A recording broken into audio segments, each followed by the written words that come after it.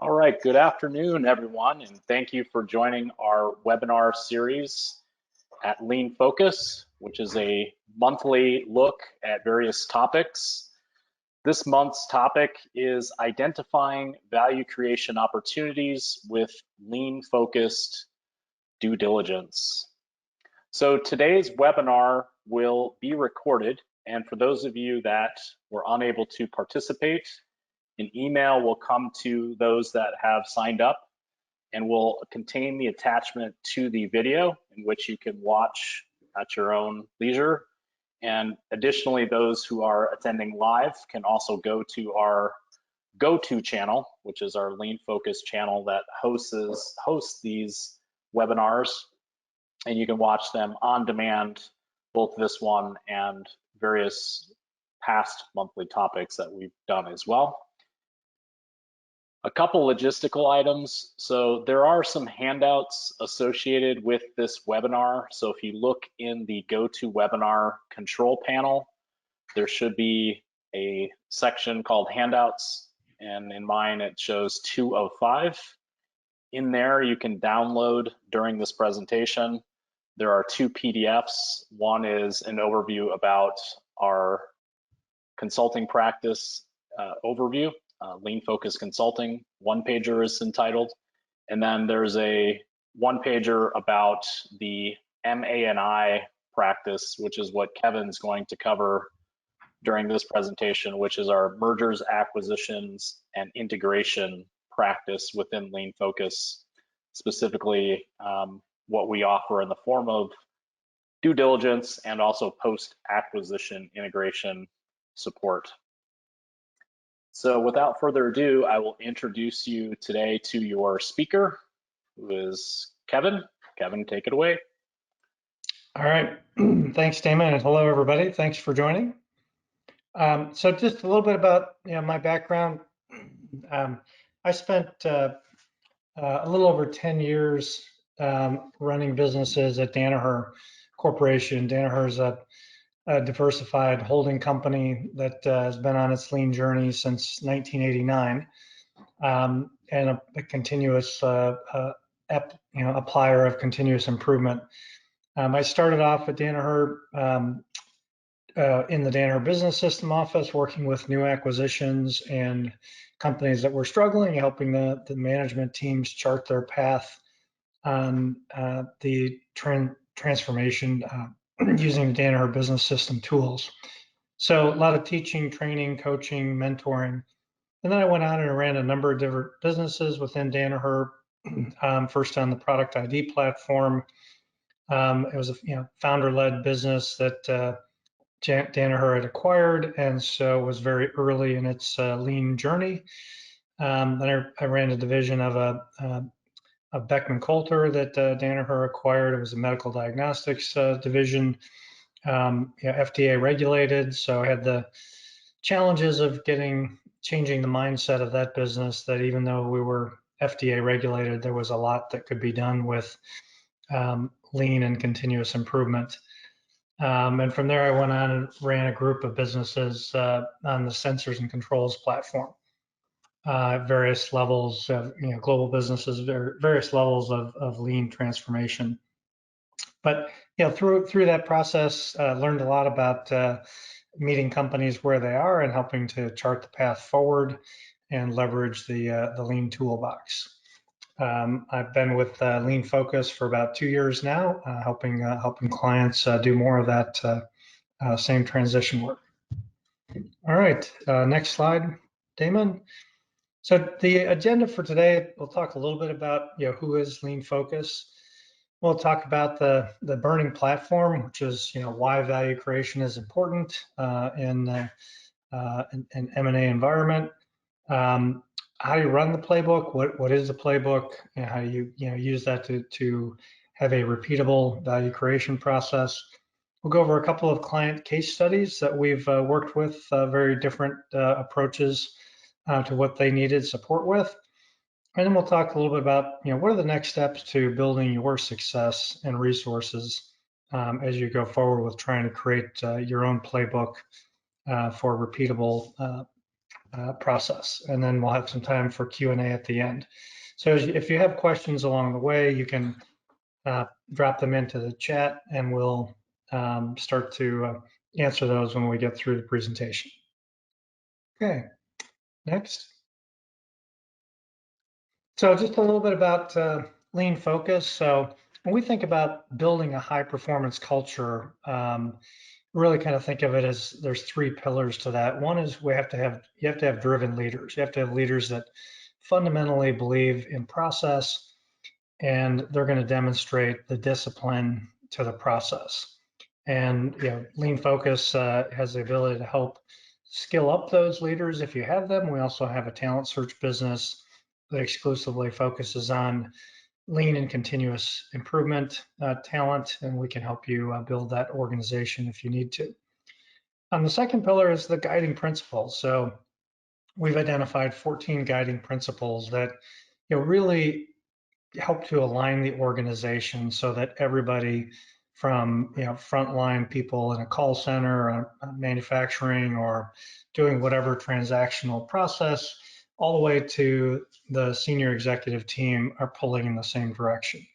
So it's a journey to get there, but they're very important principles, and it really helps. We embed those principles in all of our training, our mentoring, our facilitating as we go through and help our clients. And the last piece is you really need the tools, the proven systems to support this. So there's a lot of different lean tools, but we have our own lean focused business system, which is that toolbox for companies and our clients to use. So we leverage that toolbox when we help and facilitate. We also license the toolbox to clients that want to build their own, maybe branded or just certain specific areas that they want to build out in their own toolbox and arm their team with those tools to go forward and apply continuous improvement. All right, next, please. So this is just a quick slide of a lot of logos across different industries. All these are lean focused clients from the last few years.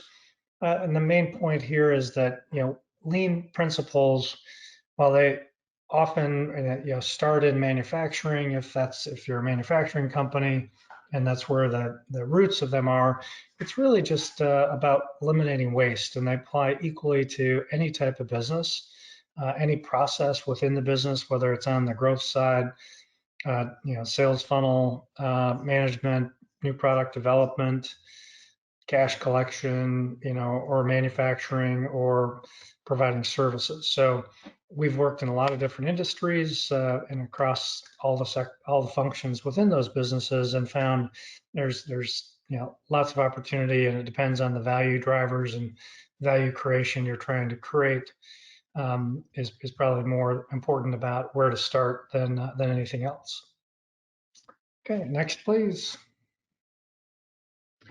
So let's talk about the burning platform. So what are the challenges in value creation, and why are you trying to do that? So if you go to the next slide, Damon, so that when a PE firm, or for that matter anyone, buys a company, it's all about trying to create value.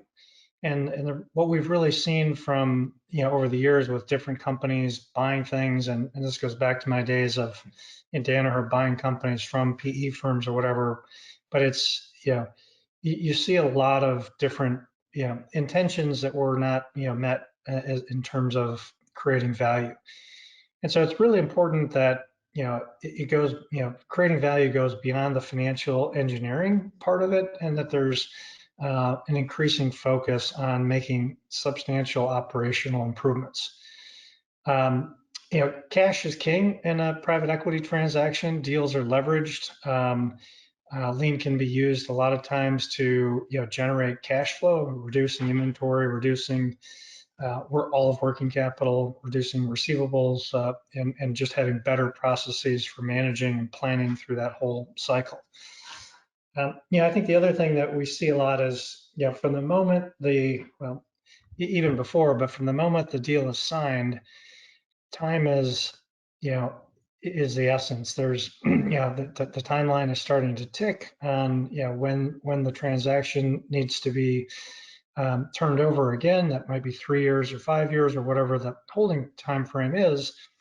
But you have to get everybody lined up and going in the same direction and decide, what are we going to do and how are we going to do it well and really transform this business so that we can make the appropriate return for our investors.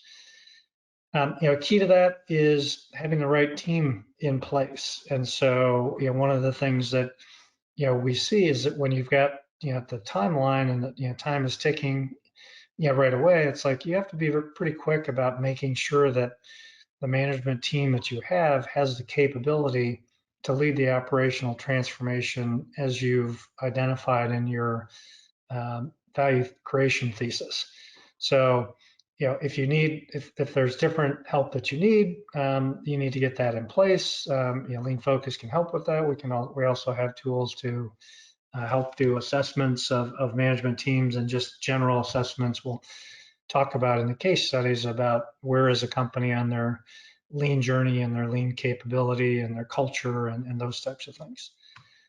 And the last thing that, is usually you want to set, stretch goals. That's often, part of the deal.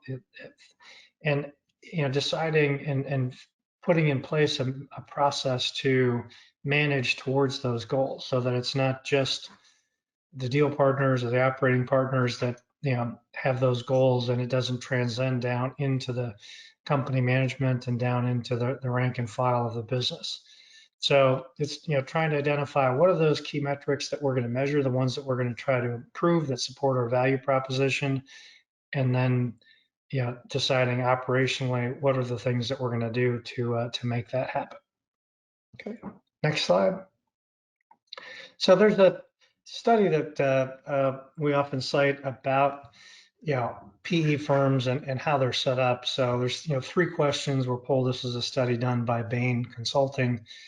And the first question is, kind of says, about 2/3 of PE firms that responded said majority of deal partners buy into the operating model and support it. So, that leaves a half or a third of firms that don't have full buy-in to the operating model that they're trying to execute against.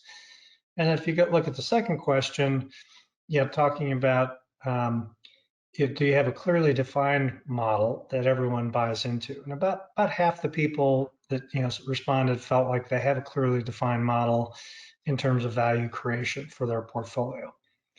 And the third question was, if you have this value creation model, is it fully staffed and ready to go? And that kind of drops down below 40% for firms that feel like they're fully staffed. So as you think about these things in your own organization, Lean Focus can really help with the second and the third questions there of do you have a defined operating model for creating value? And one of our case studies we'll talk a little bit about how we helped a firm to create that. And certainly the second one, we can be the supplemental resources as you're building your own internal capability. We can also help to skill up and train and even find some of the resources you might need to build your own capability. Okay, next slide. So some of the challenges with value creation that we see in our clients and talking with them is just an inconsistent process to integrate acquisitions and ultimately underperformance to expectations. So, one of the things that is important is that you have a plan.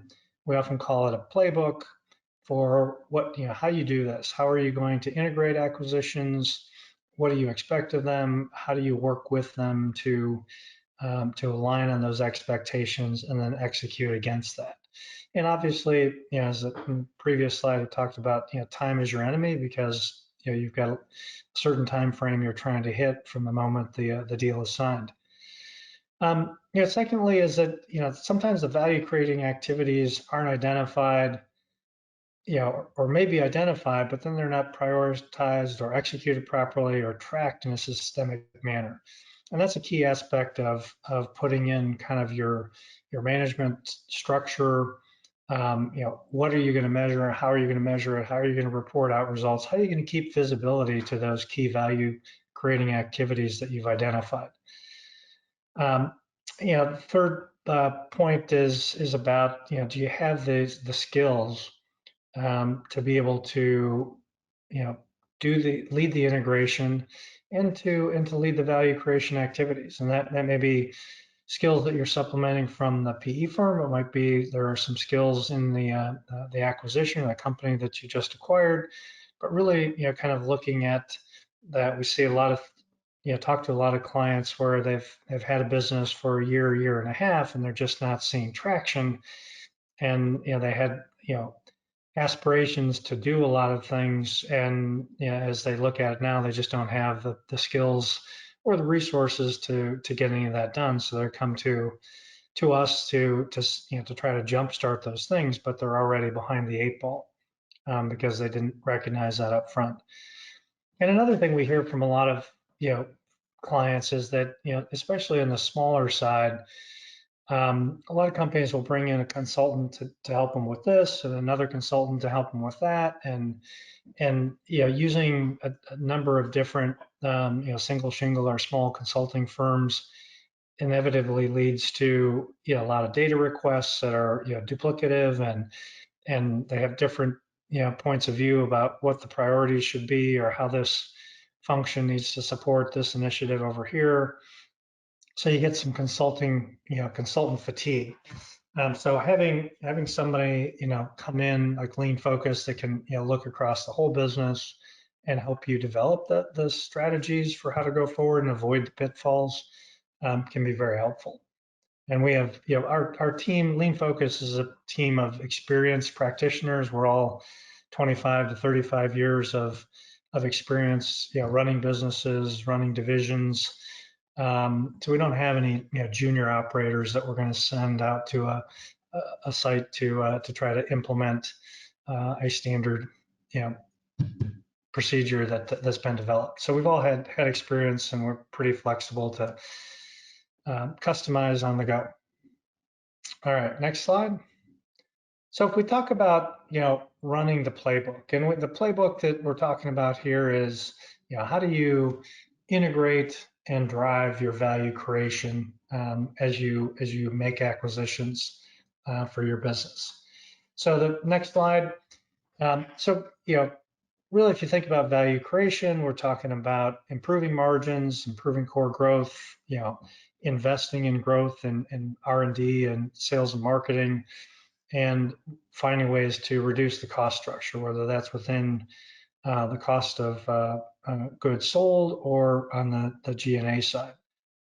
But one of the things that we see is as you drive savings, you want to use some of those savings typically to invest in growth.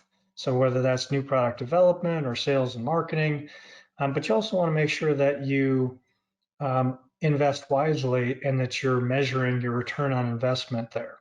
So, certainly seen, examples of businesses that know they want to, invest more in new product development, and they pour a lot of money into it, and they just don't see the results. So it's important that whatever you want to do, that you're monitoring along the way, so that you're not saying, oh, we're going to have all these great new products in 2 years, and then 2 years down the road, nothing's coming out of the pipeline. Another thing to think about is, improving gross margin, and that's usually, focusing on lean, creating standard work, reducing waste in the processes. But again, you've got to really make sure that you see that all the way through, and you have a sustainment plan and a monitoring plan to make sure that you keep it. You see a lot of businesses, and certainly saw this in my days at Danaher, businesses that have spent a lot of time and money on doing lean projects and kaizens only to get better, and then only to lose it a few months or 6 months later. We use lean to really focus on all the general administrative functions to try to find efficiencies there. Let's say at a minimum, as the business grows, hold the line on those costs, and maybe even be able to drive some cost out by reducing the overall cost of the G&A side of the business. And another point to think about is we call it dynamic resource allocation, which is really just looking at the value drivers that you're trying to focus on and making sure that you're investing in those areas, and it might be pulling away from another area. So let's say you have a target company or an acquisition, and you really need to focus on the commercial organization. We think there's an opportunity to get to more customers through better time and territory management, value propositions, value selling, all those types of things. Maybe we've got a decent product portfolio. It's like, do we need to reallocate from our heavy investment in new product development and move resources over to where we really think they're in sales, where there's value creation opportunity. Those may not be fungible resources that are moved, but over time you can move the investment over and get the right people with the right skills there. But that was something that I think that some companies are very good at, and others seem to be kind of stuck in, well, it's like we've always spent 6% of sales on R&D, so we can't go below that. And that's obviously not true. Sometimes that makes sense to do. Okay, next slide. So, in terms of, looking at value creation, we often think of it on the growth side, either improving growth, through pricing, through market penetration, product expansion, profitability improvements, value engineering, trying to reduce the cost of the products that or services that we're delivering today. Any kind of direct, indirect labor reduction, reducing the cost of poor quality, all those types of things. And the working capital side, squeezing out inventory and receivables, doing a better job of managing payables to what we negotiate with our vendors, and overall looking at our fixed costs. And sometimes there's a lot of leverage on the fixed costs and capital efficiency side of things to reduce the footprint of what we already have in place, squeeze it down, concentrate it so that we can, grow and not have to add additional equipment. That could be space, or it could be leveraging capacity and equipment that we have by getting more effective and efficient at running it, so we don't have to spend more capital dollars. So there's a lot of, you can really look at all aspects of the business, trying to find the right value creation opportunities for the business that you've acquired in the time frame that you plan to hold it. Next slide. So just some examples of, when we work with PE firms on an acquisition, we really try to look at capital efficient, profitable growth, and look at all the levers that feed into that. And these are some examples of some of the ranges of savings and opportunities that we've seen. Productivity gains of 20 to 40%, sales growth increasing 5 to 15%, improving on-time delivery, significant reductions in inventory, reducing new product development launch times, setup reduction I talked about. I've worked with businesses that feel like they're capital constrained. They're so excited to be bought because they're going to be able to buy all this new equipment. Well, the first place to start is like, how well are we using? What's our overall equipment effectiveness on the machines and processes we have to start with? And a lot of times you can create the capacity you need by focusing on that and reducing your needed investment. So just some examples here, but clearly you can influence all of these levers. Next slide. So when we think about the value creation process, we usually think of it in terms of growth, lean, leadership. So growth is new product development, sales, marketing. How do we get more business in here? And there's a whole set of tools. If you look at the top part of this slide is the Lean Focus Business System. Each of those segments are a tool that we have in our toolbox. So there's a number of growth tools. You can see the orange color there. On the lean side, same thing. Lean is usually about improving quality, reducing costs, reducing our footprint, or increasing our capacity with the equipment and buildings that we have today. Maybe reducing inventory. Again, there's a whole set of tools that we use, and it depends on the situation. So there's a variety of tools that you can use there to really drive whatever is going to create the most value in your business. And the leadership side is really kind of the coordination. First off, it's helping the leaders to understand what their role in the lean transformation is and the discipline necessary. Some basic training, some more advanced training. But there's also a key segment of that is how do you run your business? How do you embed, you've got your daily management, your objectives you're trying to hit, and maybe also have your strategic initiatives, and you've got targets set for those. And then how do you make sure that you're doing a good job of applying problem solving so that when you're missing any metrics, you're actually learning from it and really getting to root cause and making the business better, as opposed to just reporting, we missed another month and we're going to try harder in the future.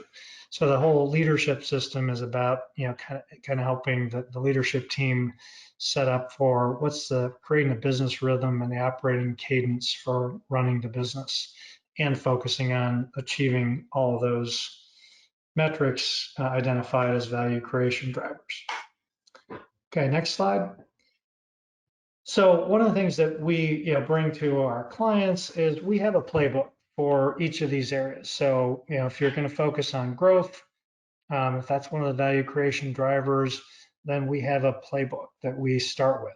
And this is very much a customizable template depending on the business, the needs, all kinds of different things. But it's at least a starting point to kind of walk through with you or the operating partners and say, okay, here's what we would typically do and why we would do it this way. How does that apply to your business? There's also a playbook on the lean side. Both on the growth and the lean side, we typically start with a rapid assessment, call it a rapid growth assessment or rapid plan analysis, which is really just to identify what's the low-hanging fruit and where do we want to start. And then we get into a cadence of doing improvement activities on a recurring basis, monthly or every other month, depending on the size and complexity of the business. On the leadership side, it's really executing what I just talked about a minute ago. And the foundation is really focused on problem solving, daily management, which are two fundamental things in a lean conversion. It's like whenever you are missing a metric and you're red, you want to apply problem solving so that we actually get to the root cause, solve the problem, make it go away, it doesn't come back. And daily management is the way we make things visible. And those are really cultural elements that we want to put in place. So we call them a foundational system to make sure that daily management helps to keep problems visible and make small problems visible before they become big problems. And we can teach the teams to install that and then how to apply problem solving to continue to get better. Okay, next slide, Damon. I'm going to go through a couple of case studies here, kind of what we do as we help companies with due diligence and working through acquisitions. Next slide. So next slide, Damon. It seems to be stuck here. Thank you. Okay, so lean focused due diligence is really about trying to understand how are we trying to create value in this business? What are the upsides to it that we see based on how the business is running today, and what risks are there? Can we uncover any risks? Like if we have a massive growth plan and we want to look at what's the capacity of the operations or part of this business to support this growth plan. So we apply lean focused due diligence to really try to understand where is the company with their current business system. Are they pretty mature and they've actually done a lot of good work and they've got skills and capabilities to apply, or are they, they haven't started and so there's massive opportunity, but there's not much for skills to implement. We also look at value creation improvement opportunities, on the growth side and working capital, other sides of the business, really trying to understand what do we see from a lean perspective as the value creation opportunities. And then ultimately we'll identify the key risks and recommend how those risks can be mitigated and how the value creation can best be driven going forward. Next slide. So we've got a couple of assessment tools that I'll just go over here quickly, but this is one where we kind of have all the different aspects of a business laid out. So we've got the business function, what are the value creation levers in that function, what are common metrics, what are some of the common functional challenges, what are the key processes that drive performance in that area. And then we have all the lean tools and which ones are applicable to that area. So it's kind of a good scorecard to use to say, okay, if these are the areas we're going to create value in this business, what challenges are there? Do we have those common challenges? Maybe some of them, not all of them. And it gives you a sense for where is this business on the spectrum of they haven't done much to create a good process here, or they've actually created a very good process, which may mean that this isn't an area where we're going to be able to improve it as much as maybe other areas. But just kind of an overall assessment for, where are the opportunities and what tools do you need? And then do you have those skills to be able to apply those lean tools in this part of the business? Next slide. So this slide is just a couple of other assessments that we use. The first one is really focusing on the culture. So we, in talking with some of the management team and interacting with them and making a lot of observations as we do, site visits and everything, really just try to get a sense for these 14 guiding principles and where we see those, creating kind of a report card, which again just leads to where's the opportunity in this business. So you see, an example here, and the scorecard on the right is more of a factory benchmark process. So we have for safety, quality, delivery, inventory, productivity, and employee engagement, we have kind of a list of the basic things that are in place, intermediate tools in place, or advanced tools.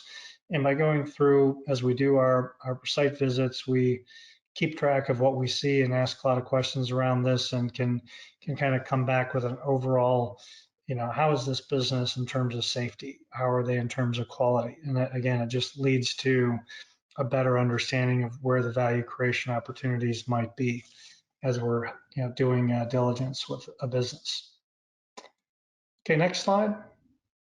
So I've got a couple of case studies I'll just walk through quickly here. This first one was a publicly traded industrial company. It was making 2 acquisitions at the same time in a similar high engineered flow control businesses. We were retained to help them look at operations. They wanted to do some rooftop consolidation potentially. Looked a bit at commercial due diligence as well. And so our approach was we looked at site consolidation. That was something they were very interested in. So they had done a lot of, they hadn't started their actual due diligence yet, but in developing their bid and their LOI, they had made a lot of assumptions. So they really wanted somebody to help them validate these assumptions. So we looked at labor synergies, fixed cost synergies from a plant consolidation. What were some of the key risks? We looked at their overall lean maturity and whether there was a lot of opportunity from continuous improvement or not. We did some work on digital sales with synergies and then materials synergies overall. So in total, we identified a little over 3.5 million of EBITDA improvement, about 100 basis points. And we did help them develop a path towards some sites consolidation through applying lean in some of the plants and then consolidating a plant into another. So I'll just go through in the next couple of slides some of the examples of the deliverables we created for this client. So this slide is really just, we looked at this particular business had 3 different sites that we visited. We went through those. These were manufacturing sites and really looked at what was the opportunity in improving labor. There's a lot of standard work, daily management, single minute exchange of die, opportunity to drive improvements and general success. So we identified, through a buildup from here's the labor in each of these areas. What do we think the improvement could be in year 1, 2, 3? Quantified that, and rolled it up into this was the executive summary spreadsheet. There were some costs that we had included and identified to be able to do some of those things. They had done a facility consolidation. Again, it was done in a spreadsheet. So this is kind of the theory that we want to do. So we went out and validated that, the actual salaries that would go away, the reduction in facility costs. And there were some somewhat significant differences that we found of being boots on the ground and understanding the business better about what they could do there. And we put the costs together and kind of validated, what would this cost to actually do to implement these facility consolidations. So it gave them a pretty good picture of what the overall costs were for costs and benefits were for this particular business. Next slide. So I mentioned we also worked on the supply chain side of things, did a similar analysis. This was more done, by pulling data out of the data room and then working with the supply chain teams to kind of assess, what had they done already in terms of, negotiating with supply chain and trying to, concentrate their efforts, what processes did they have in place. And so we came up with a list of 7 different projects that they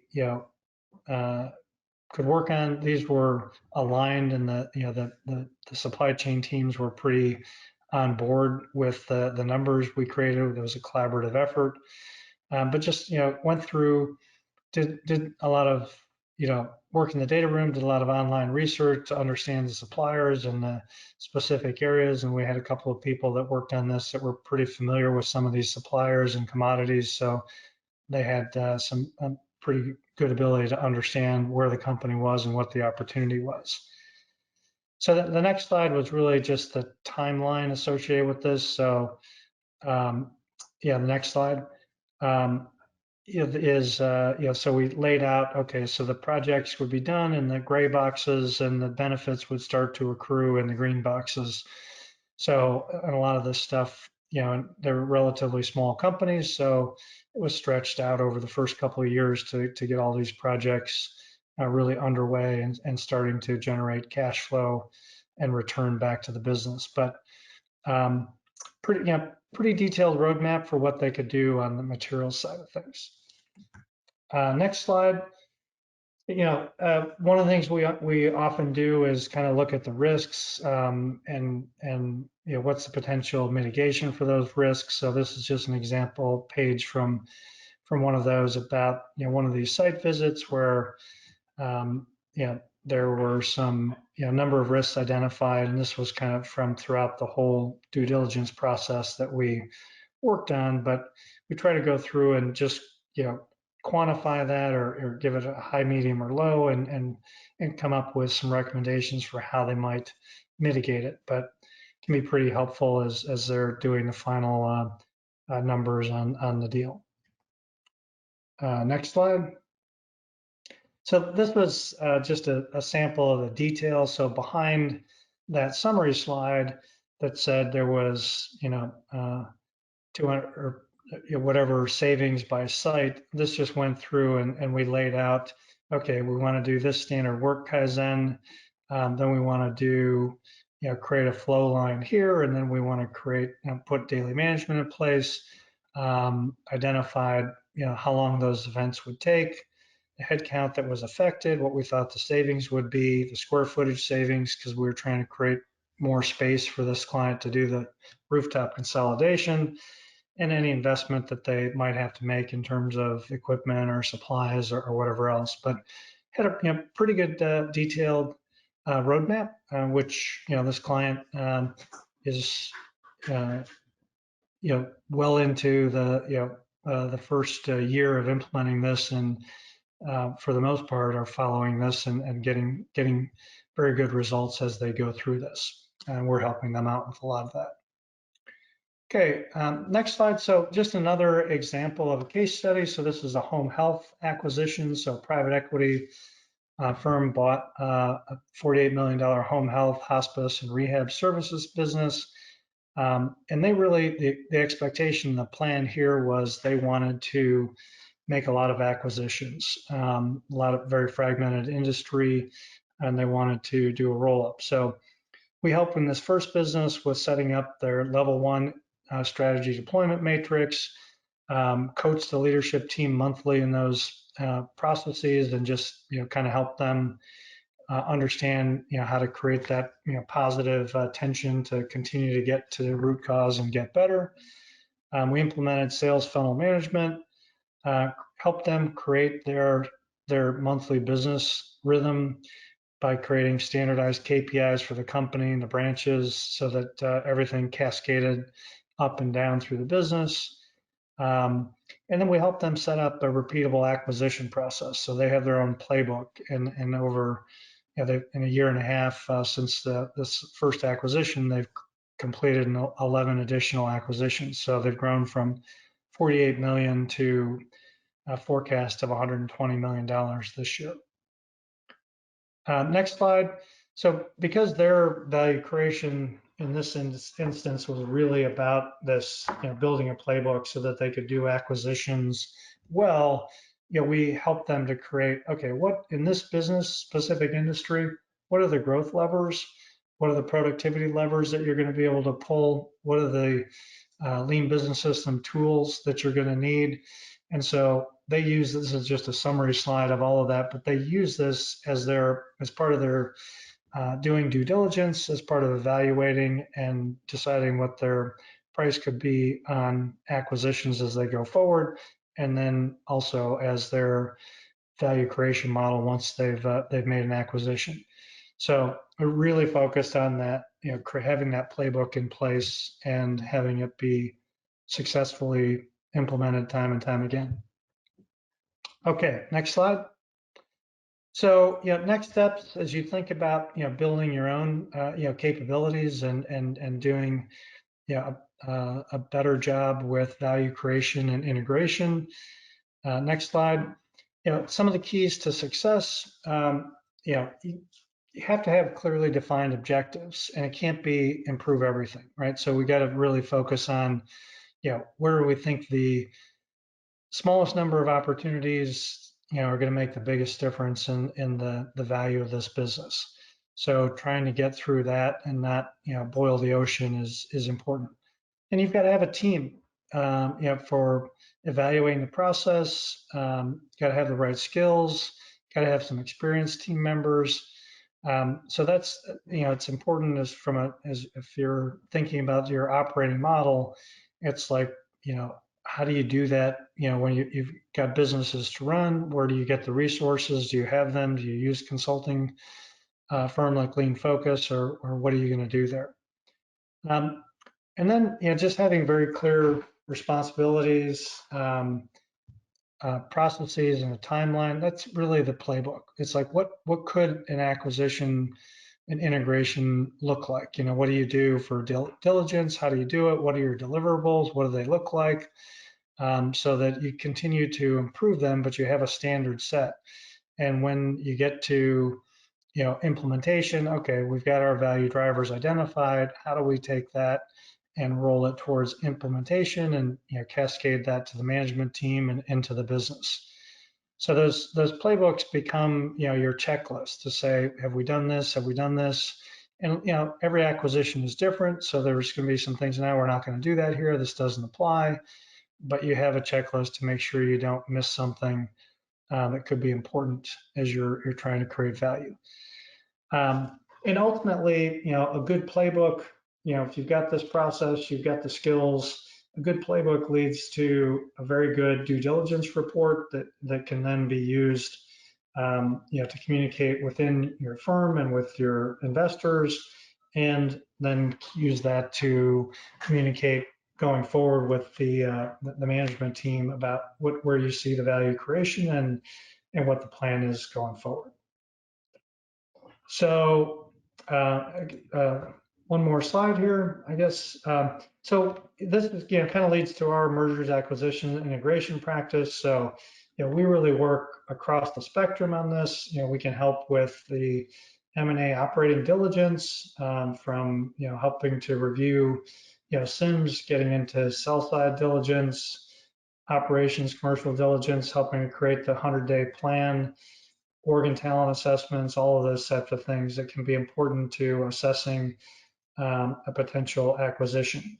And post-transaction, we've helped and have experience with creating the value creation playbook for your business and specific industry, for identifying a Kaizen, continuous improvement, execution, and a plan, a roadmap. Often we call, we talk about building a lighthouse. So you take a plant or a branch and really drive that to improvements so that everybody can see the value of what you can do with your value creation playbook. So all types of support, including executive recruitment, if you're looking for executive talent, that has experience running and operating with a lean business system. So with that, that's really kind of who we are and what our experience is and what we've seen in this area. So I will open it up to questions now. Okay, Kevin, so we have a few questions here. So the first question is, do you use strategy deployment as a result of the due diligence, or what comes out of the first 100-day plan?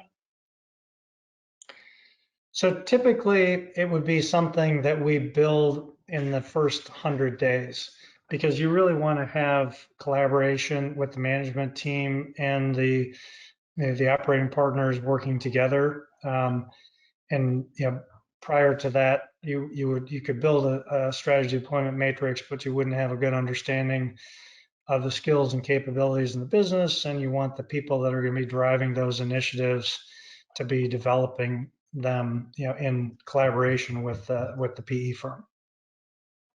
All right, thank you. Next question. How do you coordinate with the PE firm's internal analysts, who are mostly young MBAs who focus on financial and strategic goals, which may or not always be realistic?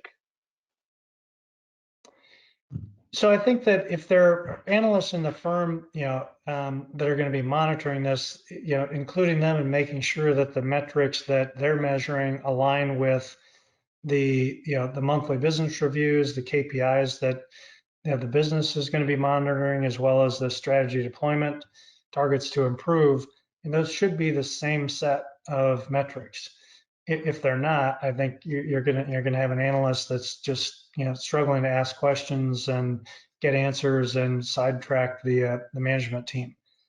So I would either involve them in the process of creating those, so they understand why they're created, and what the plan for the company is, or ensure that they understand those are the things that the company is focusing on.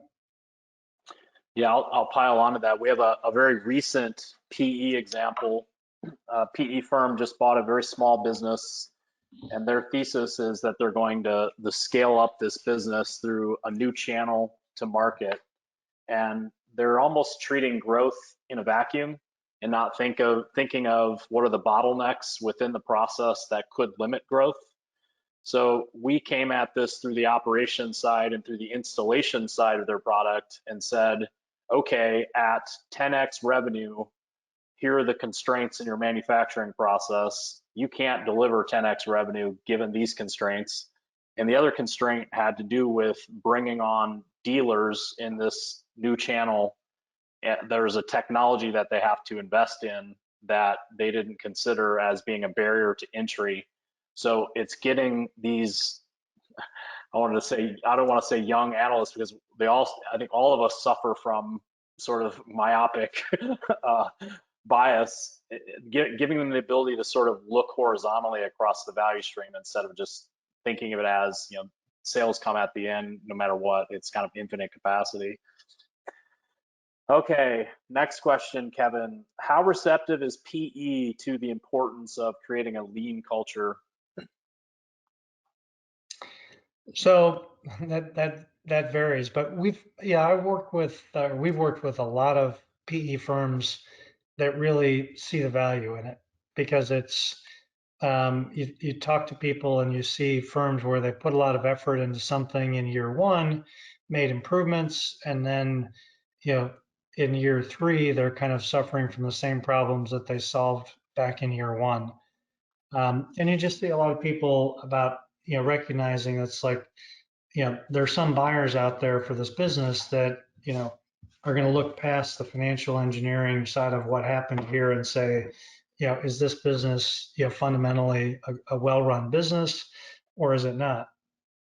There's some buyers that want to buy broken companies and some buyers that want to buy companies that are not broken and they're running well and they have the right team in place. So I would say it depends on the firm, but we certainly see a lot of PE firms, coming to us because they're trying to create their own internal, group to help companies with lean and continuous improvement. Maybe they don't have enough resources, they don't have the business system, they don't have the tools, or they're maybe a smaller firm and they're not trying to create a group. They're going to partner with us. We've got a couple of firms that do that. They don't have any intention at this point to create their own resources, but they recognize the value of what can be created and how you can improve the value of a business through continuous improvement. There's kind of a related question. What myths exist in private equity around the application of lean in value creation? I'd say, and it seems to be changing. It seems there's more and more firms that are really putting in, and saying, this is our operating model, and we're trying to drive, operational improvements in the business. They have, different flavors of that, but I think there's definitely some firms out there, and I think I saw more of this 10 years ago, of just thinking there wasn't time in a PE firm to really focus on lean activities, that it was too slow, took too much time, or they wouldn't realize the return on investment. And I think that's more and more companies are realizing that's not true, and you can have a pretty strong return in a very short period of time. In order to transform a business, it does take time, but you'll get a return on those early improvements that you make very quickly, and that adds up over the years of ownership. All right. What are some of the pitfalls you've run into in M&A, integrating companies? Probably one is certainly not having the management team be fully aligned with the value creation plan. So if you don't have good alignment on that, and that can take 6 months or a year to sort out that you don't. I've seen that happen a few times. So that's a big one, is just to make sure. And I think that's where having the input of the value creation plan that the PE firm has identified, and then working with the management team, the executive leadership team, through strategy deployment to make sure that those are aligned and that there's buy-in to it. And there might be some tweaks and some changes in that process, but it's more important to have alignment on a goal that's acceptable to everybody than to not have alignment because you're just not going to be successful. I think the other thing is I've seen certainly that firms believe because there's somebody in the company that they bought that can spell lean and says they know lean, that they can run and they can lead the implementation themselves. And what I've found, I've seen this a lot. There's a lot of people that have maybe worked in a business that had a very lean culture, had a good business system, but it's a very different skill set to actually change a culture and implement lean because of the discipline it takes from the top to the bottom of the organization than it is to operate within one that's already there. So I think that's sometimes where you can talk to somebody and it's like, wow, they really understand lean, but they don't understand what you have to do to ignite it and to give it traction in a new environment and to nurture it and build it into something that's really going to transform the business. So those are probably the two biggest things that I've seen. Damon, do you have anything else to add? Yeah, I actually think of those folks as falling into four categories: architects, builders, craftsmen, and homeowners. I wrote an article on this actually. So, somebody that could architect a business system from scratch is very different skill set than somebody that could go in and actually take the plans and install it like a builder, which is also very different than a craftsman that maybe specializes in a particular aspect of the business system, such as growth or lean or daily management, even smaller focus. And then the homeowner is really the practitioner. It's like the person who worked in that business who was none of those things, but was doing a day job in a function. Maybe they were a sales leader and they just happened to work in a great lean company. And they think just because that person had that on their resume, that somehow they're an expert. And it couldn't be further from the truth. So when you're interviewing these people, that I'm trying to peg them, and you can be more than one. I mean, you could do several of those things depending on your own personal lean journey. Yeah, so there's a follow-up question, where to get the article. So if you go to my LinkedIn profile, you can just find that article on LinkedIn. But yeah, that's a great point. Okay, we got one more question here. We got 2 minutes. I'll tee up another one. How do you think about cultural fit of the target acquisition, i.e., is the leadership team willing to lead in this new way?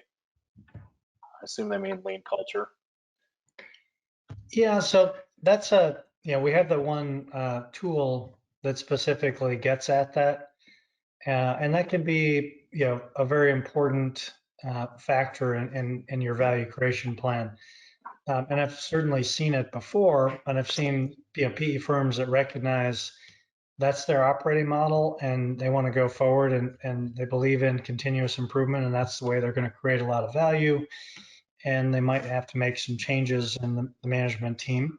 But they usually know that because through the due diligence and the discussions, if you go in and due diligence, and your observations are there's none of this existing. We're not problem solving. We're not making problems visible. We're not measuring things and responding to them. Then what's to make you think that suddenly everybody's going to change?